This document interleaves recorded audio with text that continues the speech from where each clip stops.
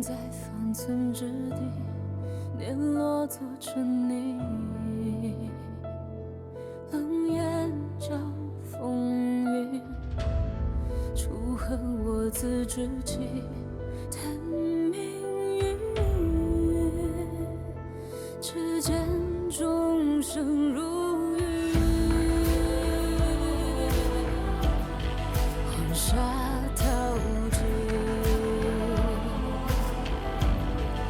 旧梦醒。迢迢剑影如织，举中指，算如雨，步步险重影。纵使真剑气，一命破残局。举中计，冷落雨，缓缓虚实境。天地作棋，红尘的恶虚。落醉如洗，无悲泣，花尽小说里放为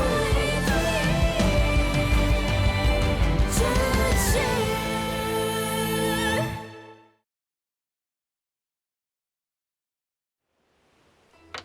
Belum ucapkan selamat kenaikan jabatanmu, Guru Besar Teng. Wang Yu, sejak kapan kamu belajar mentertawakan orang? Aku turut senang untukmu. Sudah bertahun-tahun, akhirnya membuahkan hasil. Namun, apa kamu tidak khawatir mengenai Chu Chao itu? Seberapa kamu mengenalnya sampai berani membantunya, bahkan rela melepaskan aliansi dengan Xiao Sun? Yang aku bantu bukan Chu Chao, melainkan masa depan cemerlangku sendiri. Jangan sampai tidak berhasil malah rugi sendiri. Permainan catur yang terlihat sederhana sebenarnya makin berbahaya. Inilah yang kita pelajari saat kecil. Tidak akan. Sebab aku bisa maju dan bisa mundur. Namun dia jelas tahu Xiao Sun berniat meracuni kaisar kecil, tapi masih menjadikan anak itu sebagai umpan di saat begini. Hanya untuk menyingkirkan Xiao Sun. Ini langkah berbahaya. Berusaha hidup dalam mencari kemenangan dalam bahaya. Aku tidak peduli siapa yang menjadi kaisar. Selama aku masih menduduki posisi ini, itu tidak jadi masalah. Aku sudah kalah. Guru Besar, Nyonya Besar memanggil Guru Besar untuk makan.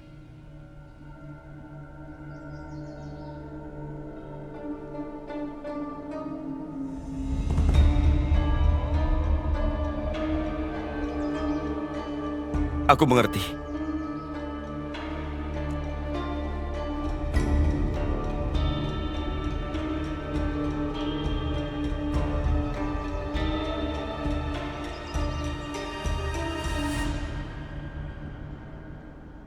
Maaf. Aku tidak seharusnya menjadikanmu umpan. Aku sudah bersumpah untuk menjaga keselamatanmu. Kini aku justru membiarkanmu berada dalam bahaya. Aku tidak pantas jadi kakakmu. Kakak jangan bilang begitu. Ini adalah rencana kita. Lihatlah, sekarang aku tidak apa-apa. Kakak tidak perlu sedih. Ibundaku bilang, jimat panjang umur anyaman tangan ini menunjukkan ketulusan hati. Setiap simpul talinya mengikat berkah. Kakak mau buatkan ini untukku dengan tanganmu. Aku sangat senang. Menurutmu, bagaimana kalau dipasangkan gantungan giok atau dibuatkan gembok emas agar terlihat lebih mewah? Maaf.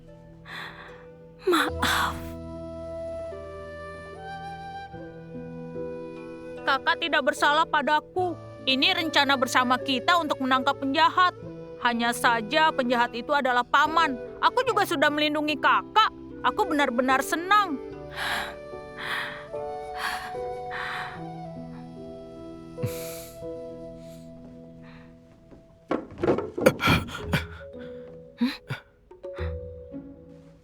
Paman, makanan apa yang paman bawa?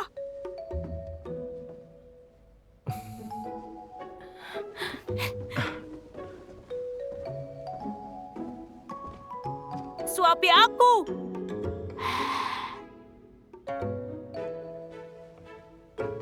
Merepotkan sekali. Ha. Memangnya memberi makan kuda? Begini menyopi orang di camp. Kamu boleh dendam pribadi. Kamu yang memfitnah. Hmm. Nanti tidak kubawakan makanan lagi.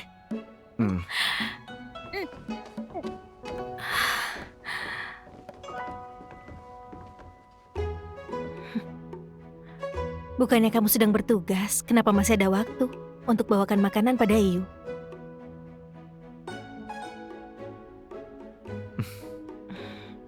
Jubah, kembalikan padaku. Bukannya kamu tidak suka, kenapa malah diminta kembali? Aku sudah berencana memberikannya pada orang lain.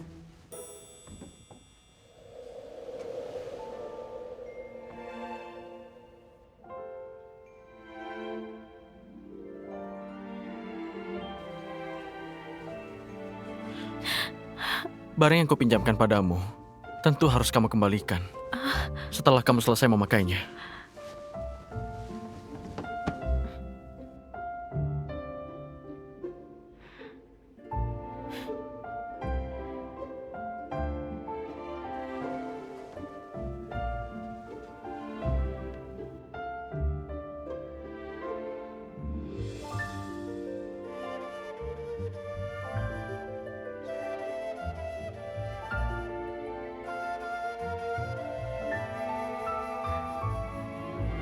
Ambillah.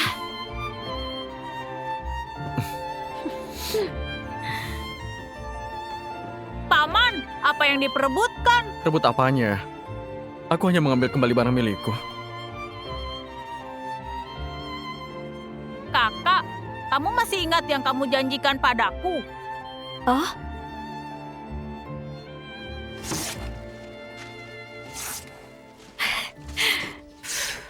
bagus kan?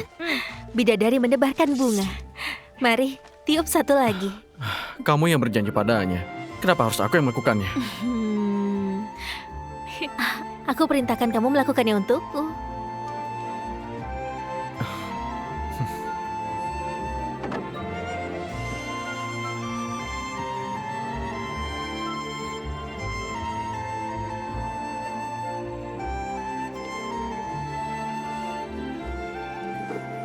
Apa ayunan ini cukup kuat? Bisa menahan kita berdua kan? Aku tidak mau main ini denganmu. Mengapa? Bermain ayunan itu seru. Bisa melihat pemandangan jauh. Dasar, kalau ingin melihat pemandangan pergi keluar. Mengapa harus naik ayunan? Apa sungguh boleh keluar?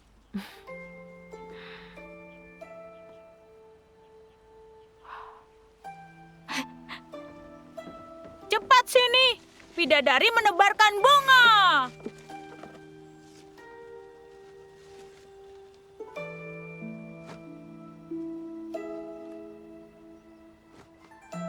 Kalau kamu mengikat seperti itu, walau sudah diikat dengan baik, pasti akan jatuh saat diduduki nanti.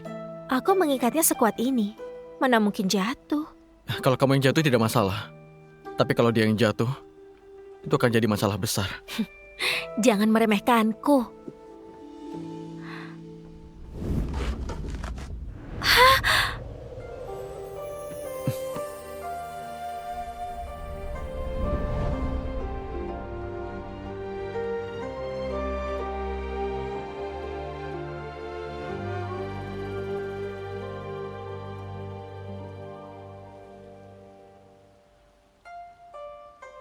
Putri Agung benar-benar tidak akan jera kalau tidak jatuh. Bagaimana mungkin? Aku jelas-jelas mengikat Simpul mati. Kakak, sebenarnya bisa buat ayunan tidak?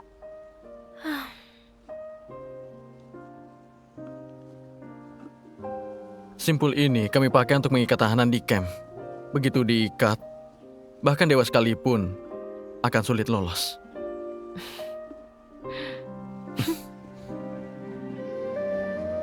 Ayo. Aku tidak berani. Kakak, kamu saja.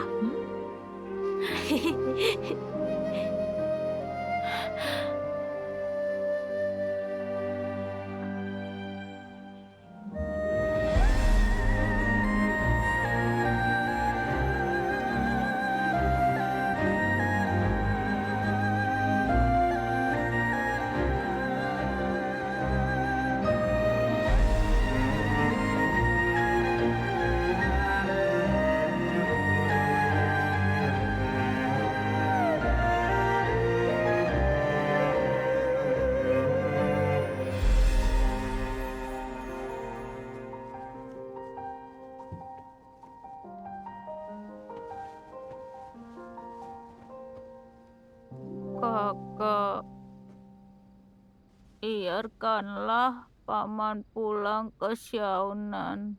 Yu, apa yang kamu bilang? Jangan bertikai lagi.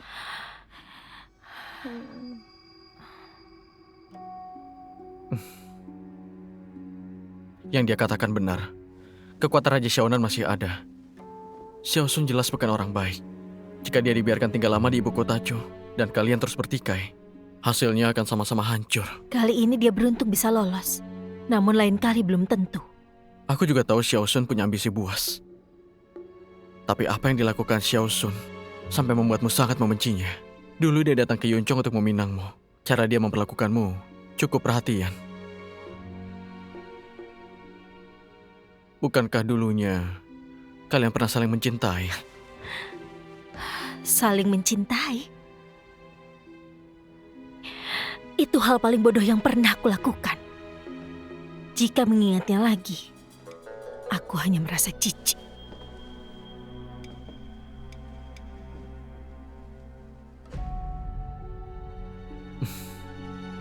Sebenarnya apa yang kamu alami?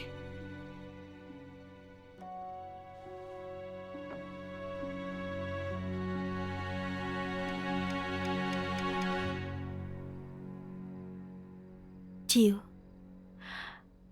apa kamu percaya seseorang bisa hidup kembali?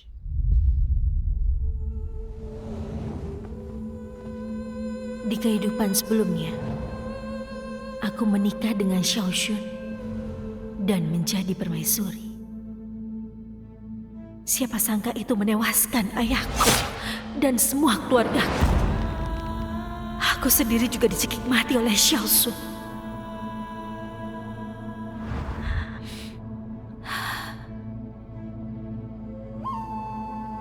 Apa kamu merasa sangat lucu? Anggap saja ini hanya mimpi yang kualami.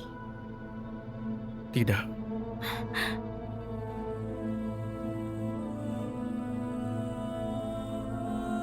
Segala sesuatu di dunia ini punya alasan atas keberadaannya.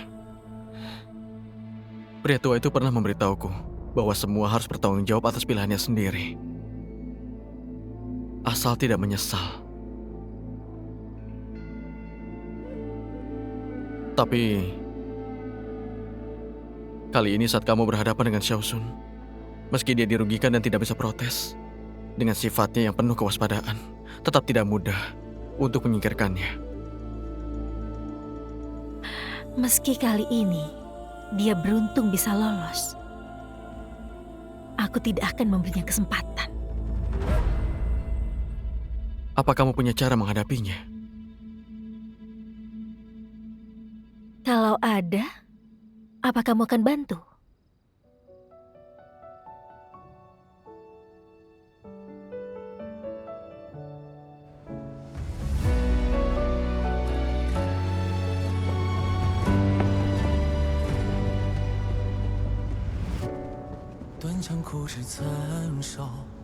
Ya, pukul! Pukul! Ya, pukul terus! Ya, pukul!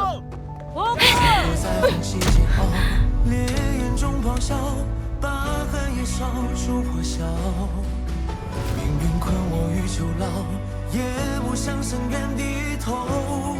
求饶，总是有光渺渺，我自桀骜，浮游于渡沧海，不问今朝，不问结局，我一心我道，无需路遥。 Kalau ada, apa kamu akan bantu? Akan kubantu.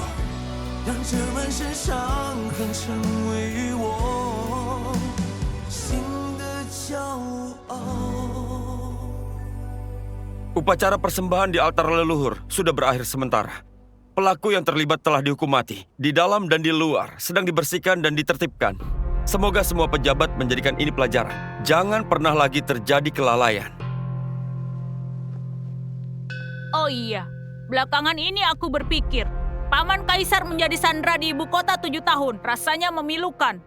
Bagaimana kalau biarkan dia kembali ke Xiaonan? Bagaimana pendapat pejabat sekalian? Menjawab Kaisar, hal ini tidak tepat. Pejabat istana pasti memiliki banyak keraguan terhadap ini. Hari itu Tuan Xi terus berkata bahwa Kaisar bijaksana. Namun sekarang justru meragukan keputusan Kaisar. Ucapan guru besar kurang tepat. Saya mempertimbangkan lebih jauh. Sandra politik di ibu kota Chu adalah wasiat Kaisar terdahulu. Lagi pula, selama Xiaoxun di ibu kota Chu, dia masih bisa membatasi ayahnya. Namun jika dibiarkan kembali, takutnya akan terjadi perubahan. Ucapan Tuan Xi memang masuk akal. Tapi Tuan Penerus telah banyak menderita di ibu kota. Jika karena hal ini membuat Raja Xiaonan merasa tidak puas, itu justru merugikan kestabilan istana.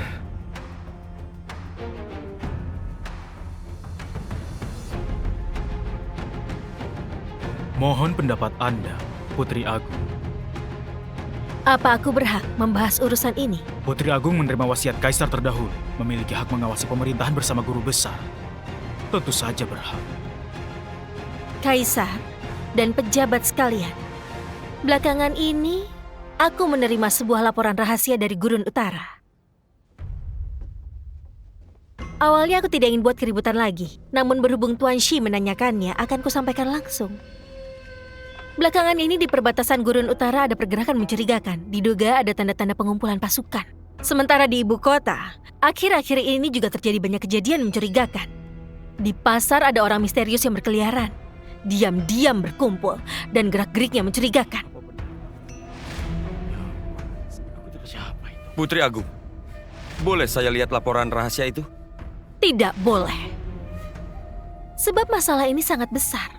Aku harus pastikan dulu kebenaran laporan rahasia ini agar tidak melibatkan yang tidak bersalah. Kalau kabar itu sampai benar, lantas bagaimana? Kalau begitu, penerus Raja Xiaonan sama sekali tidak boleh meninggalkan ibu kota Chu.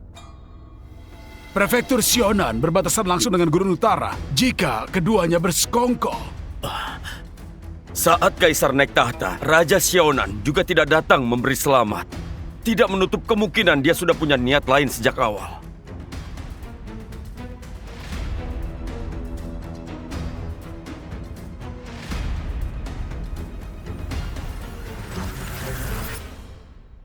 Putri Agung, tinta pinus ini pasokan khusus keluarga Xi. Anda sengaja meninggalkan celah di laporan militer. Bagaimana kalau orang keluarga Xi menyadarinya? Aku memang ingin dia menyadarinya. Jika Xiaoxun pergi, sama artinya melepas harimau kembali.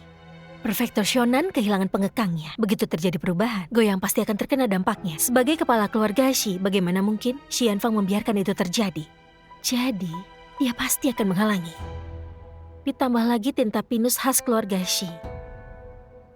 Dalam urusan ini, dia benar-benar sudah terikat denganku. Namun aku tetap tidak mengerti. Mengapa guru besar Teng mendorong Tuan Penerus Xiao keluar dari ibu kota? Bukankah dia seharusnya berpihak pada Putri Agung? Perebutan kekuasaan memang selalu seperti ini.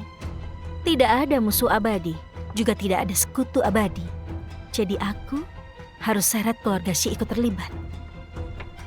Sebab hanya kaki tangan yang mati-matian menjaga rahasia. Meski surat rahasiaku ini adalah surat palsu, tetap harus jadi nyata.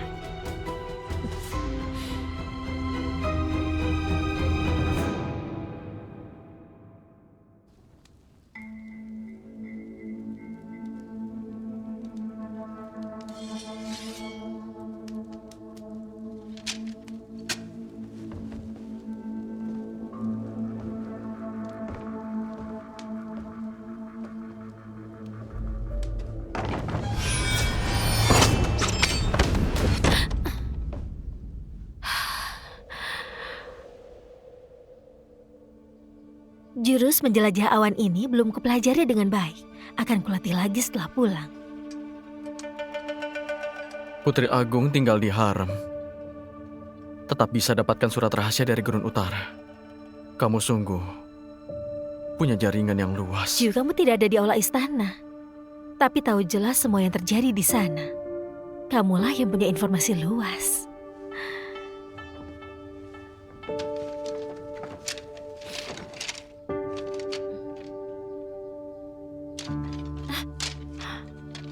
kamu ingin keluarga Xie ikut terlibat.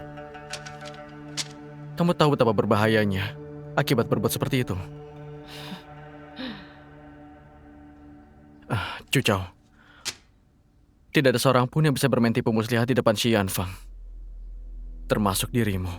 Aku justru ingin menjadi pengecualian. Tapi kalau dia berbalik membongkar surat rahasia yang kamu palsukan dan melempar kesalahan pada keluarga Xie, kamu berpikir apa yang harus dilakukan? Apa kamu ingin mengandalkan bocah ingusan itu untuk menyelamatkanmu lagi? Kalau begitu aku akan katakan, kamulah yang memberiku tinta itu. Kita lihat apakah kakak ketigamu meninggalkan adik kesayangannya atau tidak.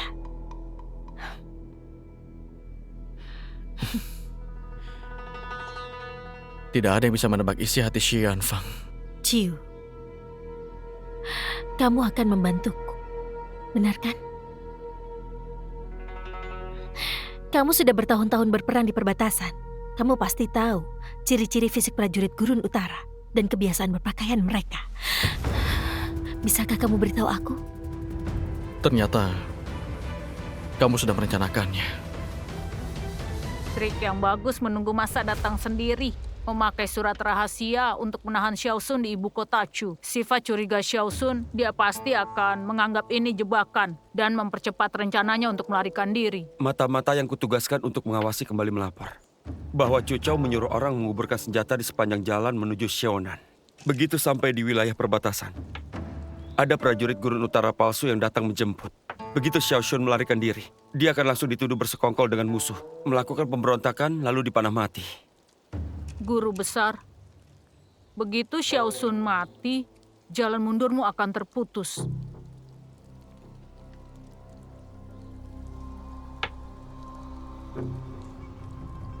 Aku punya rencanaku sendiri.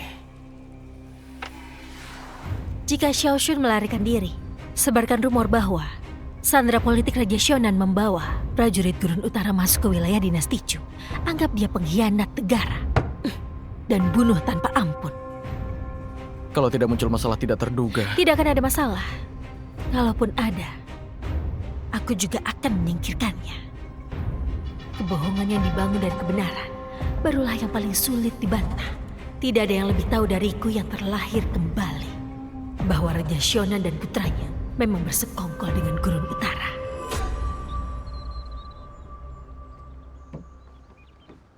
Tuan penerus, Bagaimana? Chu Chao punya sebuah surat rahasia. Isinya Tuan penerus dan Raja Xiaonan menimbun pasukan dan bersekongkol dengan Gurun Utara. Sebenarnya dari mana dia tahu tentang semua ini? Selama beberapa hari ini, aku selalu sangat berhati-hati. Dia pasti tidak mungkin menyelidiki hal apapun yang berkaitan dengan Gurun Utara. Wanita itu licik. Dia pakai kepalsuan untuk menipu Tuan penerus agar Tuan penerus lengah. Tidak mungkin. Jika aku tetap diam, dengan surat rahasia di tangan Chu Chao, mereka bisa saja memenggalku secara terbuka. Jika aku melarikan diri, tuduhan pengkhianatan negara ini akan terbukti. Aku akan mati di kekacauan perang, apapun jalan yang nantinya kita pilih. Kendali penuh tetap berada erat di tangan Chu Chao. Apa rencana selama bertahun-tahun sungguh akan gagal begitu saja? Di rapat istana hari itu, jelas-jelas kitalah yang unggul. Bagaimana keadaannya bisa berbalik? Di mana kesalahannya? Hal-hal yang sudah berlalu tidak perlu dibahas lagi. Namun sekarang, mungkin kita masih punya jalan ketiga. Masih belum ditemukan. Guru besar jangan marah. 3 kelompok orang dikirim untuk mencari. Ketemu! Nyonya Besar sudah kembali. Putri Agung mengantar Nyonya Besar kembali.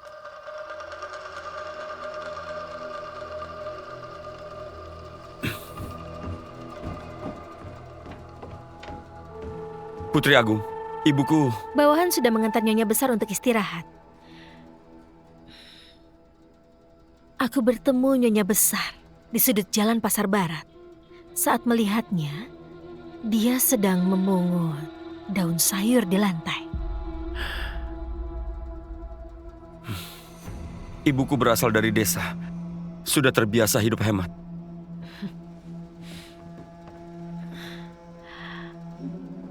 Orang yang pernah kelaparan baru akan menghargai setiap butir makanan. Sama seperti manusia yang menyukai harta, itu juga sifat yang wajar.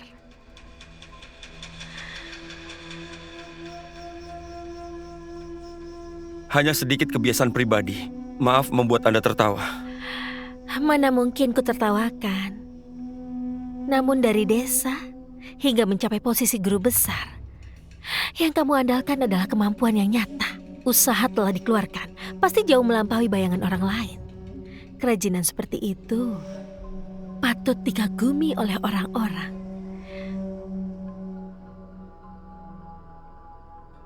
Ini jimat panjang umur dari anyaman benang. Setiap simpulnya dapat mengunci keberkahan. Anda datang malam-malam begini tidak hanya untuk memberiku jimat panjang umur ini, kan? Entah bisakah aku menukar berkas banyak ini dengan sesuatu dari guru besar? Oh, apa itu? Nyawa Xiaoxun.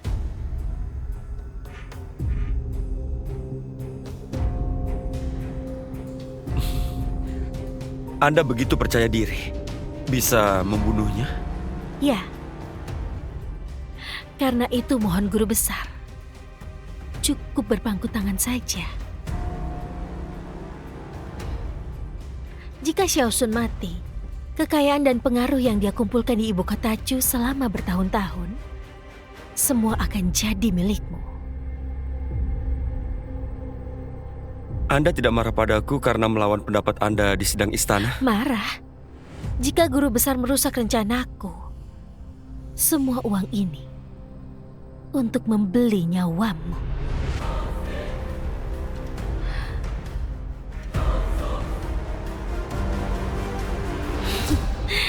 Aku hanya bercanda. Guru besar tenang saja. Jadi guru besar masih belum memberitahuku jawabanmu? Emas dan perak mudah didapat. Tapi sahabat sulit ditemukan. Sepakat. Aku selalu menepati janji. Aku juga berharap guru besar tidak ingkari perkataan. Pasti.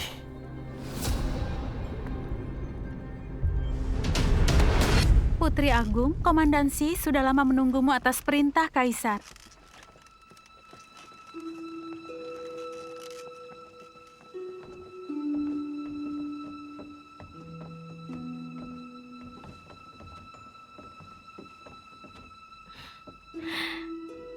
Kamu sedang menungguku.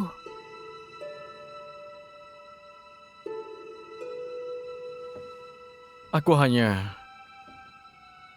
sedang menikmati cahaya bulan. Komandan Shi sungguh bersemangat. Bisa-bisanya menikmati cahaya bulan sampai ke depan istanaku. Kamu khawatir karena aku pergi ke kediaman guru besar ya? Jadi sengaja menungguku di sini. Istana Ciwu milik Putri Agung sangat tenang untuk melihat rembulan. Bulan dingin menyinari abdi kesepian. Cocok dengan hatiku. Putri Agung, hati-hati tersandung.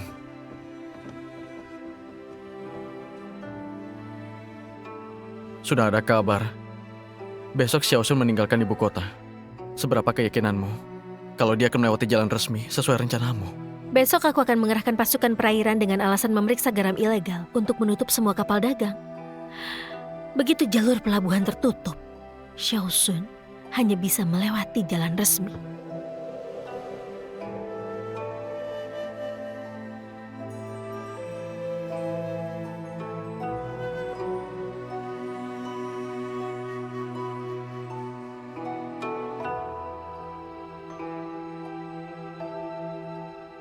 Jika benar dia melewati jalan resmi, aku sudah siapkan pemanah di Bukit Weniu.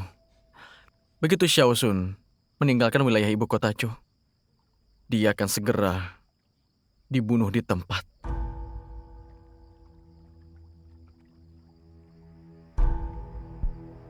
Besok tidak boleh ada kesalahan. Tenang saja. Besok aku yang pimpin penyergapan. pasti tidak akan ada kesalahan.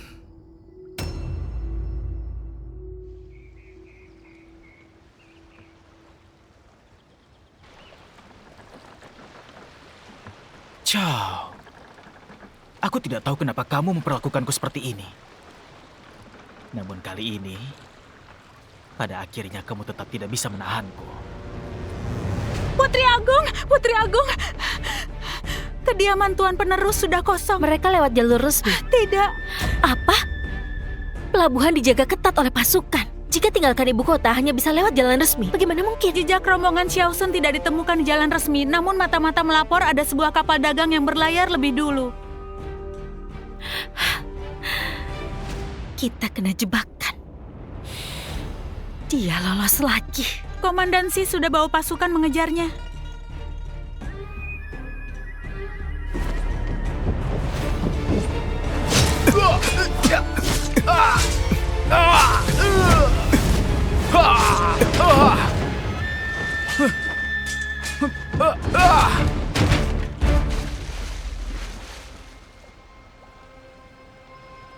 Xian Lai, Aku sudah janji pada Putri Agung, tidak akan membiarkanmu kembali hidup-hidup. kamu yakin? Cao menginginkan aku mati. Dulu dia sangat mencintaiku. Itu hanya dulu. Sekarang, dia ingin aku membunuhmu. Sebelumnya aku lupa bertanya padamu. Satu-satunya anak laki-laki yang selamat dari desa Wei dulu. Namanya Xiang. Apa dia pernah mencarimu untuk balas dendam?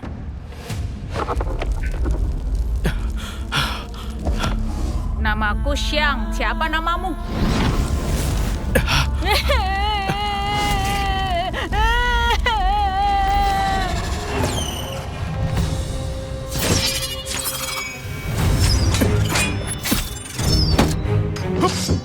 Hiya, hop, ha, hiya, ha, hiya.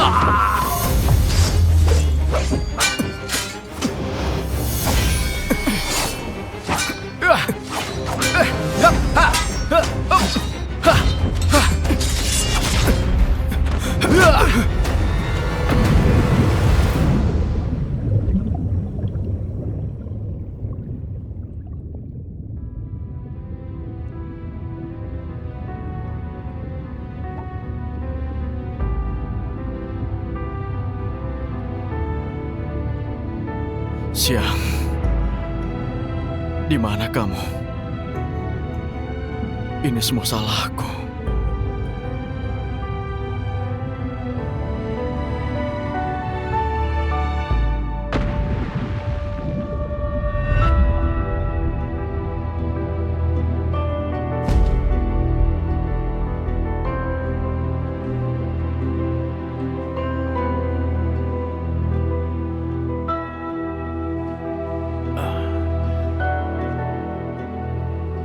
Komandan Si terluka parah. Untung sempat mendapat pengobatan. Aku sudah membalut lukanya. Sekarang aku akan meresepkan obat untuk meredakan demam Komandan Si. Dan Komandan Si kehilangan banyak darah. Harap setelah ini beristirahat dengan baik.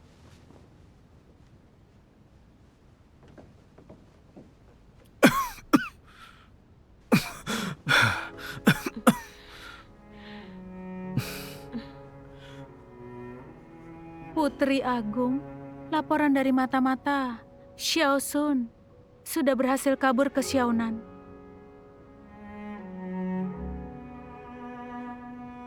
Sulit untuk membunuh Xiaosun lagi.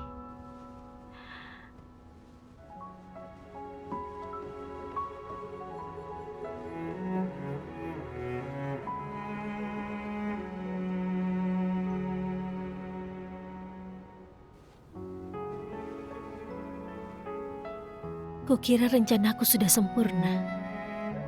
Tidak kusangka tetap kalah selangkah. Kali ini aku yang menyusahkanmu. Masih bilang kamu berutang padaku. Sekarang, akulah yang berutang padamu.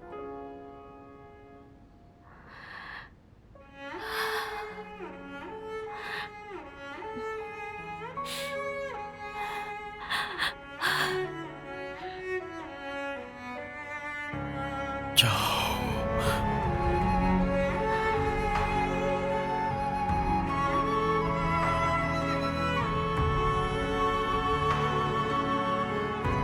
Putri Agung.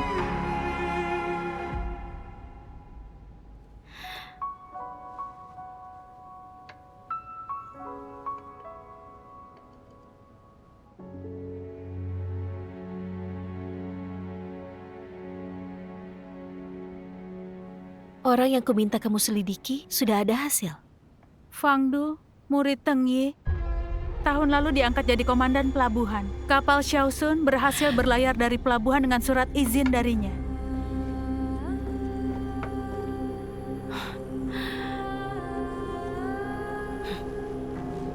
Benar-benar guru besar Teng yang bermuka dua.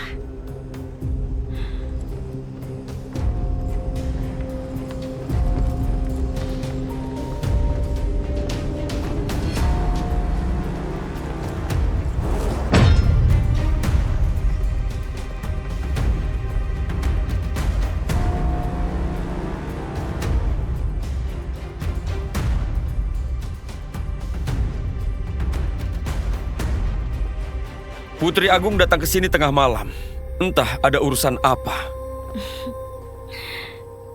Guru besar Teng, aku datang khusus mengantar hadiah. Kudengar kamu menyukai kayu langka, kayu cendana emas ini, kayu khusus kalangan bangsawan. Apakah cukup layak di mata guru besar? Tidak menerima hadiah tanpa jasa. Hadiah putri ini tidak pantas aku terima. Bagaimana mungkin tidak pantas? Surat pemindahan Fang Du atas arahanmu. Guru besar begitu memperhatikanku. Bagaimana mungkin aku merugikan guru besar? Kayu ini terkubur di bawah tanah selama ribuan tahun pun tidak lapuk. Sangat cocok untuk jasa guru besar yang akan dikenang sepanjang masa. Putri Agung pasti bercanda. Bercanda? Aku sangat serius ingin beri penghargaan kepada guru besar.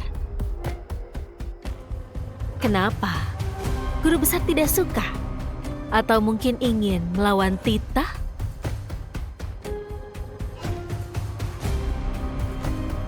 Suka. Kalau guru besar suka, simpanlah baik-baik.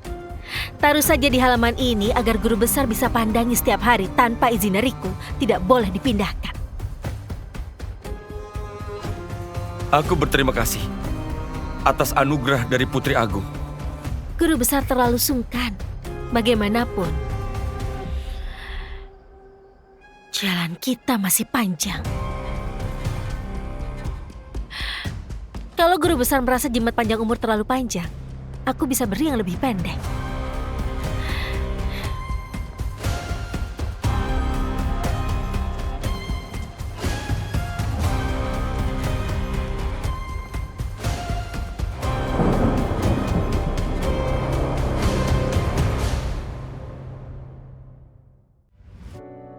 断肠苦志残烧，衔泥沼，平遥生云霄，摘下傲骨血肉成鞘。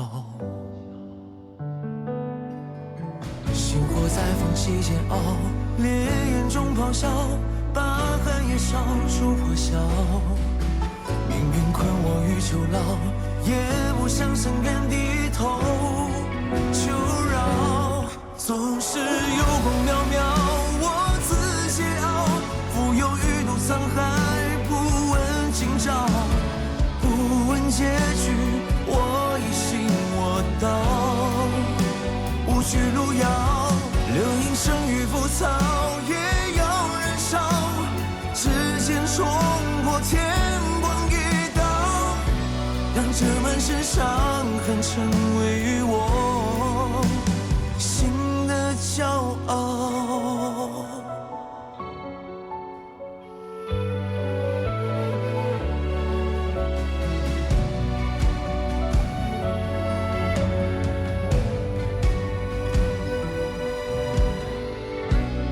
宫阙九重暗角，只为与人笑，纷纷扰扰，人间惊鸿把你照照。星火在缝隙间熬，烈焰中咆哮，把寒夜烧出破晓。命运困我于囚牢，也不想深渊低